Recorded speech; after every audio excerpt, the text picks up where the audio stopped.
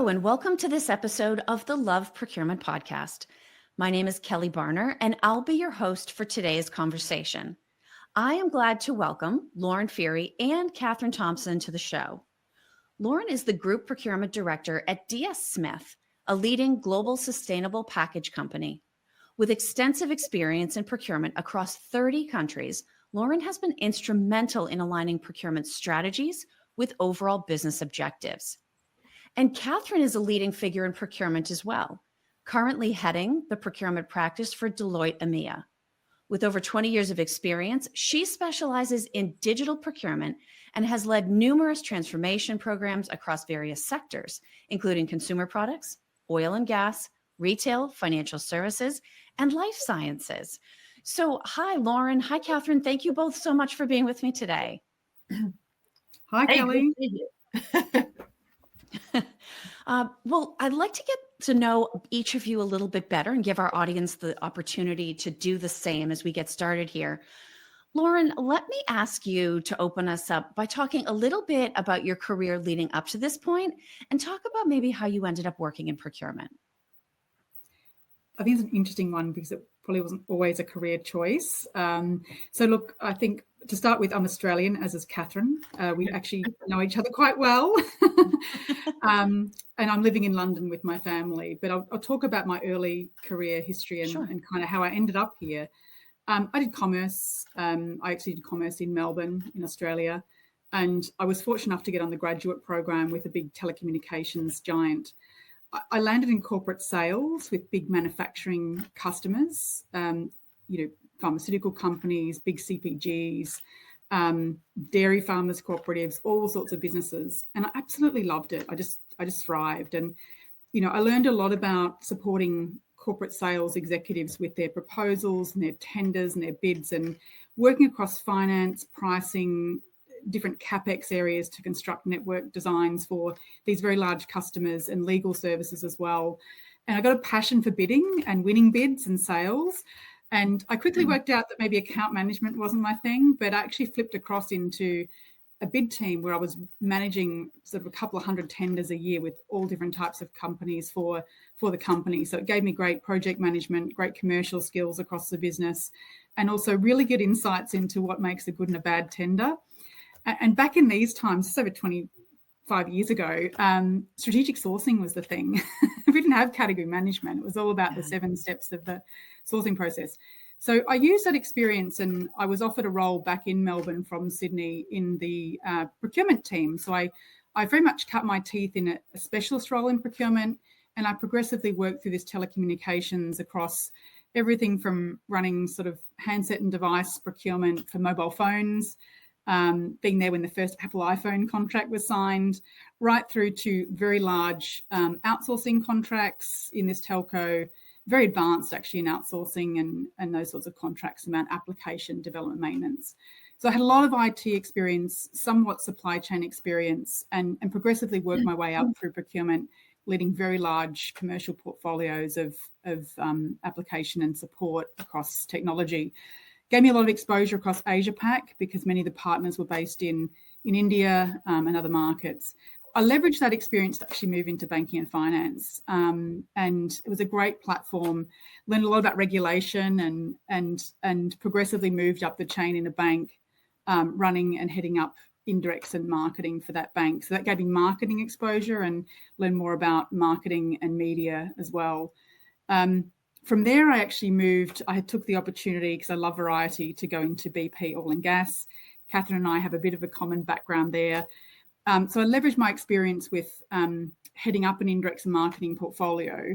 I realised that I probably wasn't next in line for the CPO gig. I needed a bit more business experience across industrial goods and services and different types of areas to really round my skill set out. And I moved across to BP to lead a transformation across sort of 8 key countries.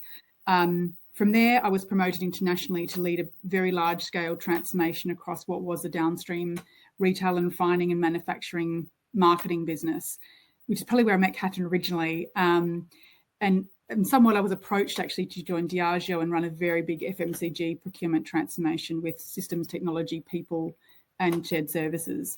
Progressively moved into more advanced roles around leading portfolios of packaging, direct supply categories, raw materials, commodities, and was then approached to look at this particular role at DS Smith, which led me here. But I think progressively what I've learned across my career is I've loved the blend of the market role. Like running a market in APAC is an incredible experience, particularly being in a multinational. Now, being in a multinational where you're in a global role gives you empathy about both different types of roles in a multinational. I think also the other thing I've really enjoyed with my experience is, honing my skill set and flipping across different countries and geographies and ways of doing business, but also different categories. So, everything from IT, indirects, marketing to glass cans and, this fantastic packaging business I'm now part of. It's really a diverse space and you learn so much along the way. And I really enjoyed that part of my procurement career history, just the diversity, the evolution that just keeps me keeping on learning and engaged. Lauren, I love the fact that you talked about discovering a passion for bidding. So often we talk about how people find their way into procurement or whatever industry that they worked in. That is one of the most exciting parts of the work. I've never heard anybody put it quite that way. Kathryn, same question to you. And we know from what Lauren said, there's a little bit of shared background in there. But tell us a little bit about your professional background and how you ended up working in procurement. Yeah, so well, one difference between us, I was Sydney while Lauren was Melbourne, but that's fine.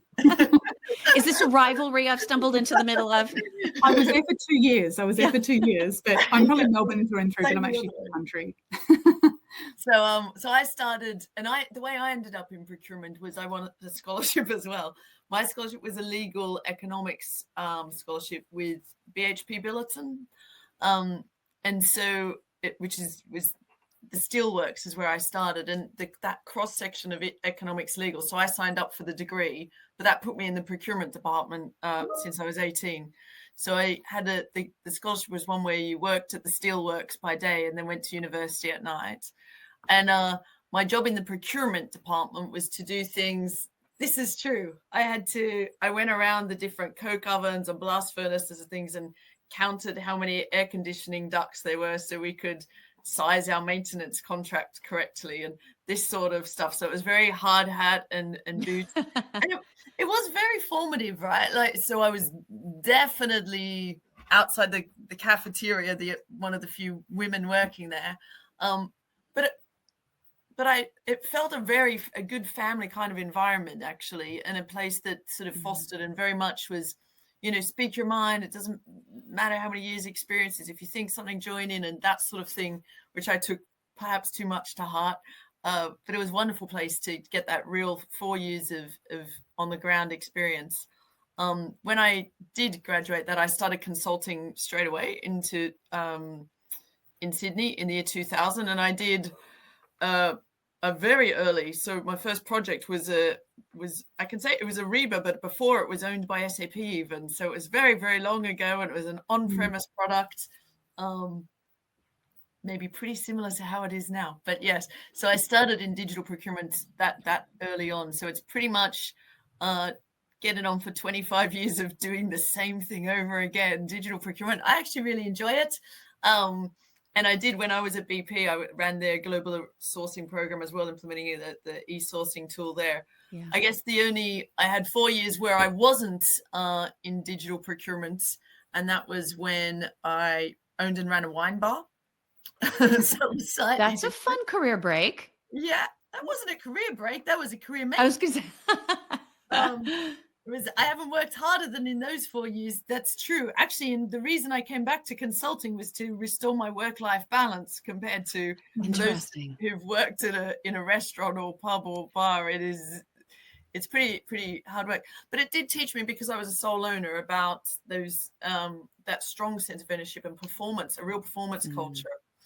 Also stock management and how to take control of that in a real life Absolutely. But yeah, so now I guess I've been in the EMEA procurement lead role for 3 or 4 years, and it's just such a pleasure to be able to work across all the different geographies that we have here and different industries. That collaboration we get, and something I get very energized about is it's very interesting to me that the different geographical markets we're in, as well as different industries develop different skill sets. So we see our Deloitte Germany team really hone in on manufacturing, automotive, and as a result, that real cost structure analysis and skills in negotiation, but also long-term relationships. Whereas over in Switzerland, we've got all the pharmaceutical clients, and there's real innovation focus and long-term supplier relationship, co-innovation, that sort of thing. Here in the UK, where we've got a bit more retail, some CPG, it's get the cost cutting going, and how do we get process efficiency and streamline. And I really enjoy then that whenever we do a big global program, trying to pull together the right skills and expertise around the place is a total pleasure. And then getting the diversity of all sorts, so gender, ethnicity, just styles even, across Europe is something I enjoy about my job, and helps form me and get better every day by listening to those guys. Well, you both have such incredibly impressive professional backgrounds. I wonder if you'll indulge me sort of asking you each a quick personal question. Kathryn, starting with you, what is something, or I'll even add someone, that you think had an influence or an impact on the female professional that you are today? Yeah, I think we talk a lot when we do these sort of sessions on sponsorship, and role modeling is a really important thing. And we talk in Deloitte about if I can see her, then I can be her. And I think when I came back to Deloitte after a second round of maternity leave, so I'd had my second daughter, and started getting into it, but I wasn't really sure, and I wasn't, and the fit was not just a gender one. I was worried about, I had some different style, quite an extroverted style, and different things. And I remember as I'd grown up, even when they, it talks about the steelworks, people being supportive of you speaking out, there was still very much, I remember all through all the different companies I worked for a long time, it was like, dress like who you want to be. And it was a lot of sort of grey trouser suits and stuff like that for both genders. And I was a bit worried.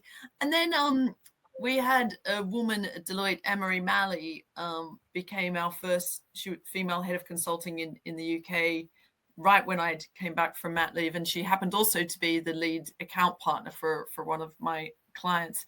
And I think she really, number one, wore big colourful dresses and expressed her style and wasn't afraid to be a woman. So she was very, had long hair, and not to then to be against the other style, but just to say there's another way, right? So we don't all have to look the same and look like the boys.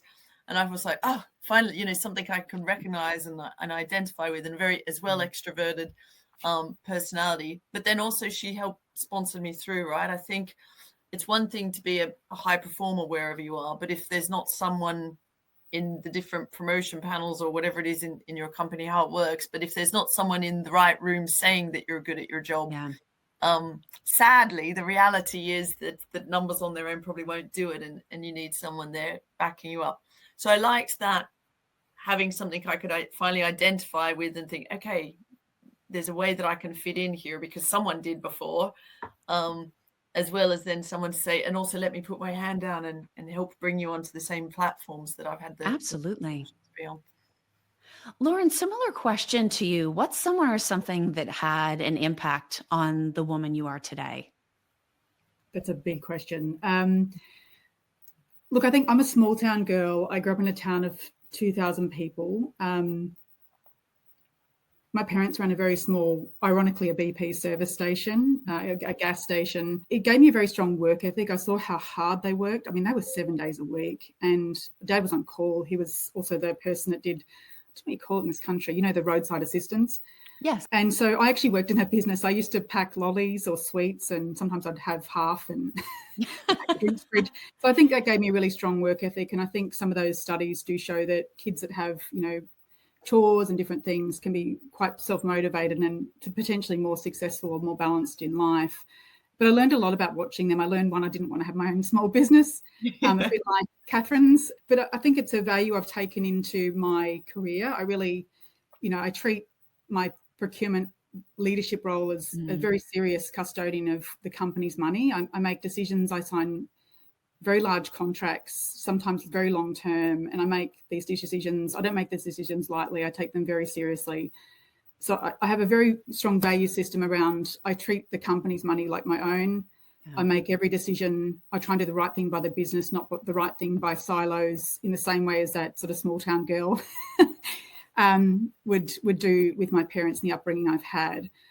I think the second piece is there's a lot of self-motivation in that. I didn't, go to very expensive private schools, didn't have those networks when I was in Melbourne. So everything I've had to do, I've done it on my own. And so I've been quite motivated to do that myself. And I would actually love to give you an opportunity to sort of tie that passion from your upbringing that you talked about with the opportunity that you had to work with such an impactful mentor and connect that to something that you're working on today. I mean, certainly sharing details to the extent that you feel is appropriate externally. But what is something that there's right at the top of your checklist or your objective list today, where you feel like you're getting an opportunity to live out all of those pieces of your background? Well, I think we're in very challenging times. When I speak to many customers of our fantastic business, so we run paper mills, but we also have packaging sites, and we create packaging for some of the biggest leading brands in the world. So for me, our customers are often in challenging times right now. It's challenging market conditions. Yeah. They're working out how they might respond to tariffs and whether tariffs are happening or not. So for me, there's a priority around continuing to support our customers in, I think, Kathryn, you mentioned that value re-engineering, helping customers take out waste, helping them optimize overall cost and being with them on that journey. And I think the good thing with that is that by taking out waste, you're actually supporting the environmental agenda as well and helping to, decarbonize and be more efficient with waste. So that's a big one. I think continuing to support our customers through challenging market conditions and through challenging tariff and regulatory landscapes that keep evolving. I think the other piece is really I see the role of my procurement function as delivering a competitively advantaged supply base to the business, to our packaging and paper businesses and recycling. And we're now part of the International Paper Group, which creates tremendous opportunities for us to, have a fantastic footprint of sites and services across EMEA and also the US. We will obviously be looking at ways to also help our talent advance their careers through that combination as well, which is fantastic. So I think in terms of competitively advantaged supply base, for us, that means also helping our business to, one, optimize total cost of ownership across a supply base, two, help them find areas of cash and working capital to help reinvest in the business for growth.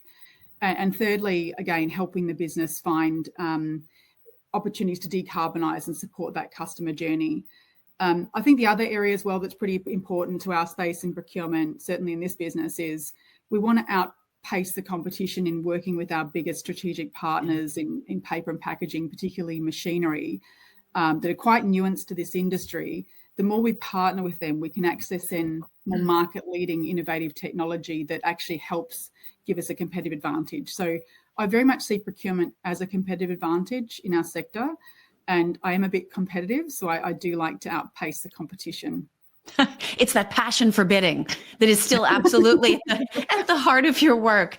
But now it's passion. It's also passion for all other elements. It's supply chain re-engineering. It's value chain engineering. It's innovation. It's the whole procurement world has evolved from my 25 years ago. The 7 steps of the sourcing process, much more complex landscape, and we have to be much more multidisciplinary. Yes. Kathryn, we are definitely working with complex markets. Supply chains are fragile. The spotlight is shining on procurement in a supply chain right now in a way that it maybe has never been before.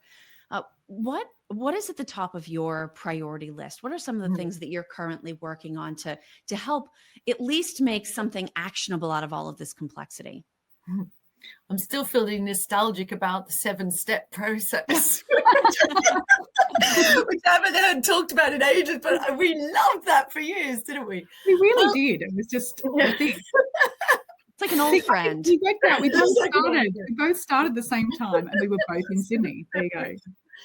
But now, and I feel really horrible because I would love to be a part of any podcast or webinar that didn't talk about it, but here we got 22 minutes in before someone says Gen AI. So there we had to, but that dominates entirely my conversation scape completely.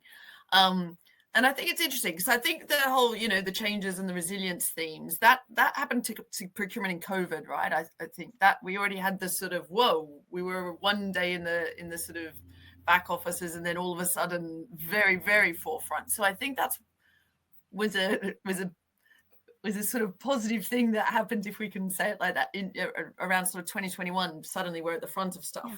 So I think that's been great, right? We've had 4 years of being really active at the front of the conversation and thinking about resilience and not just cost out. So that bit, the upheaval, and now the constant upheaval when you just thought various things had slowed down, a whole bunch of new stuff happens. But that's sort of been, I think, since the Black Swan year, we've had a lot of that.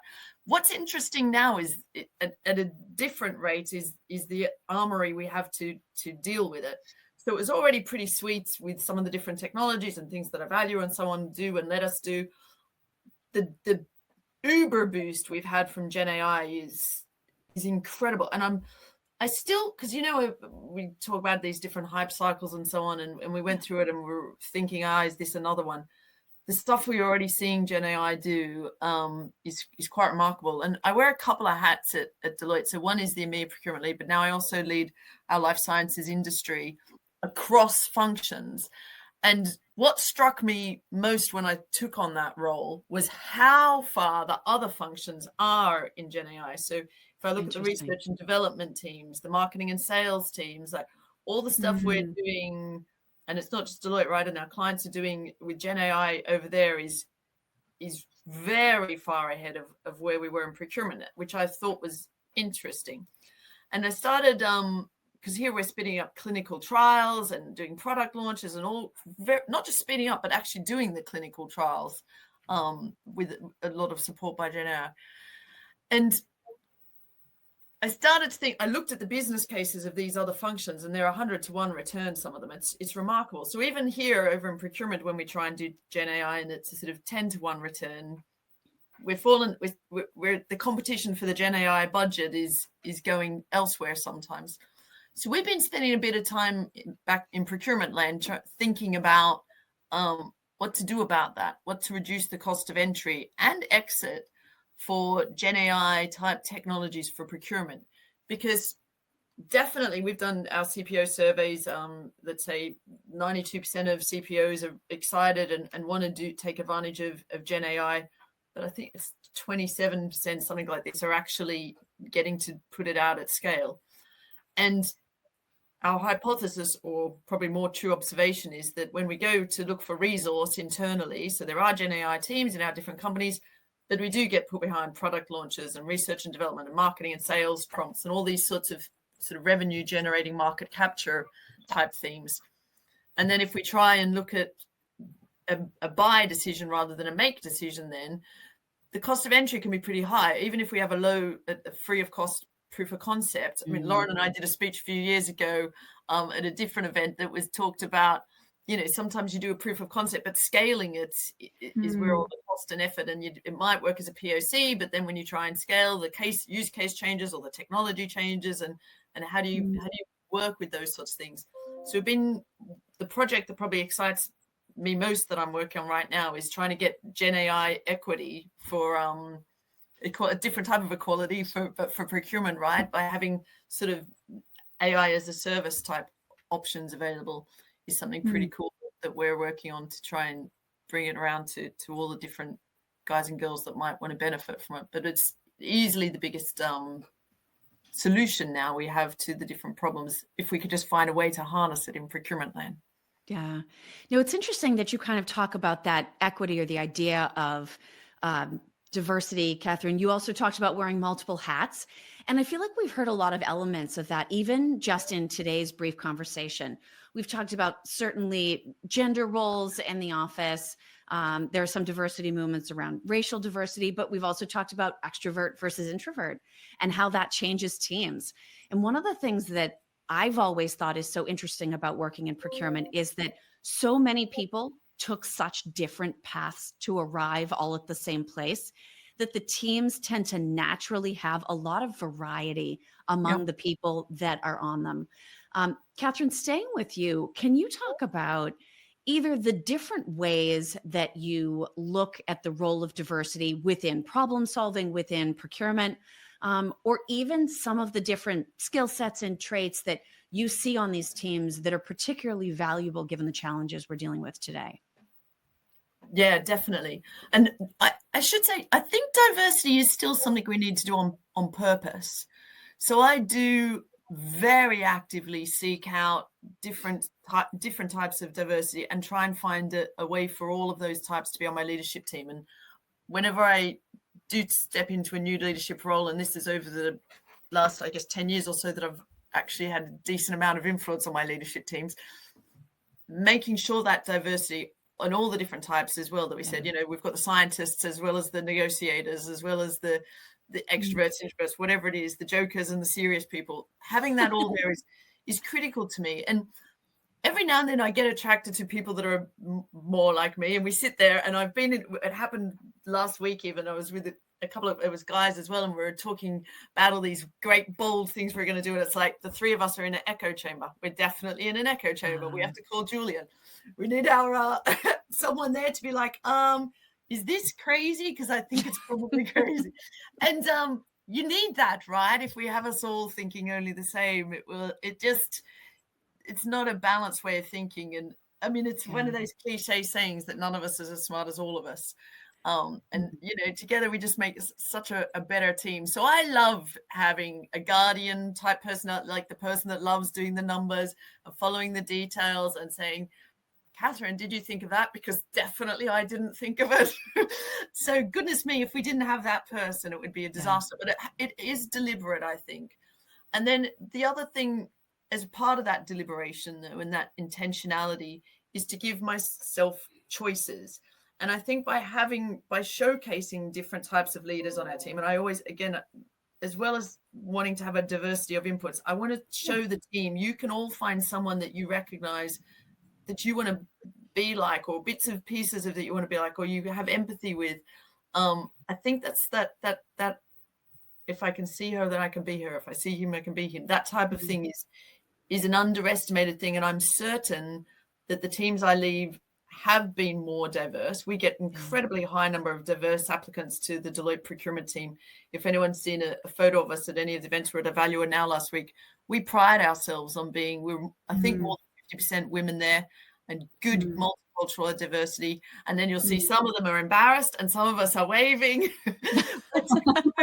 We're all there, right? And I'm certain the reason we do so well with recruitment choice is that so many people say, see something or someone they identify with in our team. And we've never had problems hitting our diversity targets because of, and I would want, even when I far exceed the targets, my goal is to mirror the society I'm in, right? So wherever it is, whatever policy is in place, if I'm mirroring society, I think we're in good shape, because then that means we're drawing from all the best that society has to offer. And I'll second that. I know Kathryn's team, and they are full of rock stars, and having worked with them on different projects and things, I think that you have a knack of actually bringing together that diversity in the right squad for the right project and engagement. So yeah, it's definitely working for you. And Lauren, how do you think about that within your organization, within your team? I mean, I certainly appreciate what Kathryn shared about not just being purposeful, but making sure that it stays a high priority. How do you factor that into whether it's, again, skills or backgrounds or getting people on the team that reflect the community that you serve? How do you approach that objective? I think by its nature, different industries and different geographies vary in the level of diversity you inherit. I think if I look back in my last role, we had an incredibly diverse leadership team, right from the CEO and the C-suite down. I think we're talking about something like 41% ethnically diverse, 44% female diverse at very senior leaders. So I think a bit like Kathryn was saying about being very visible in those examples, it then also permeated throughout the organisation. It was a very well diverse organisation.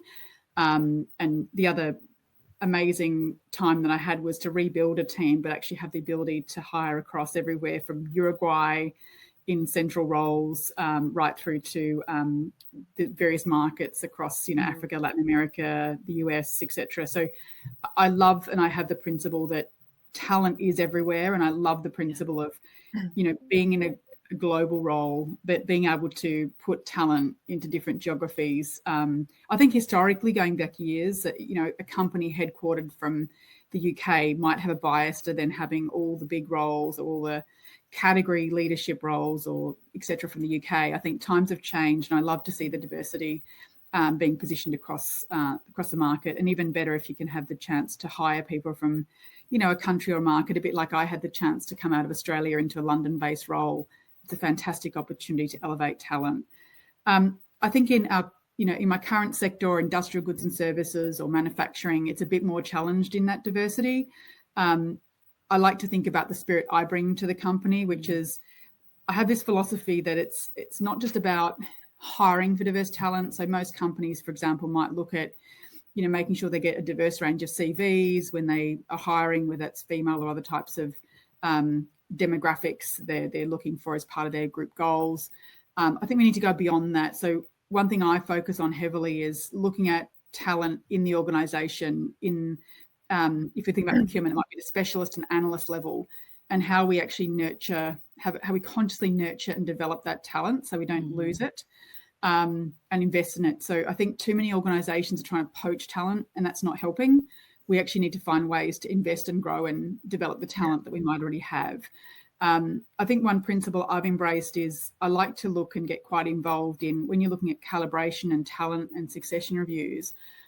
I kind of like to look at it and really challenge my leadership team to see, have we got any blind sides? Are we, in terms of unconscious bias, have we got a lack of talent, diverse talent in the top quadrants of our talent matrices? Why? It's not anything to sort of say we've got specific targets on some of this, but it's more about understanding. And it could be that, well, actually some of those people aren't visible. We're not really sure that they've had stretch assignments to give them visibility. So I think it then becomes a conversation around action. So if we don't have diverse talent in the top quadrant, what are the actions or intervention to support people that might be showing potential but not quite there? And I'm in that process right now.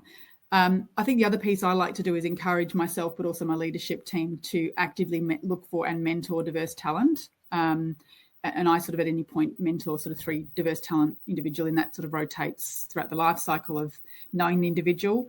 And I think that's a way we can all make a small difference. But fundamentally, I don't believe it's just about recruiting. I think it's about retention, growing, developing, investing, and being very conscious about that. I think that point you just said, Lauren, it bears repeating. I think that's a real important part, that the one around creating the platform for people. Because if we just say the quota is X and therefore we need to hit this number, and then people say, well, they're not ready and they haven't got the experience. Exactly. We should we have to, as the leaders, create the environment where that person can get whatever the skills are to complement it, right? And make them be ready. So creating platforms where people can get the experience to go up and have the platform where it's visible as well. That's the thing we can all do to make a difference, right? Absolutely. And I think that's exactly the point Kathryn put excellently well. There is something we can all do to make a difference, right? It's this idea of empowerment. It doesn't matter what rank you are. It doesn't matter what industry or business unit you happen to be in. I think that's probably one of the things that's easiest for all of us to forget, right? Because we're so focused on objectives or KPIs or metrics or whatever we're trying to hit. What is it that each of us can do with every single day that we have? And that includes things we can do for the business, as well as things we can do for our colleagues, for potential colleagues, with suppliers. Kathryn and Lauren, this has been both a thoughtful and a very thought-provoking conversation. I'm so glad that you are both willing to not just be here, but to put so much of yourselves into this episode of Love Procurement. Thank you both for being with me. Thank you for sharing all of your experiences. And thank you, of course, to everybody that either watched us have this conversation or listened in. Thank you. And thanks, Kelly. It's been a delight. Kathryn, it's always a delight. Good to see you again. You too. Thanks, Kelly. Definitely. Thank you.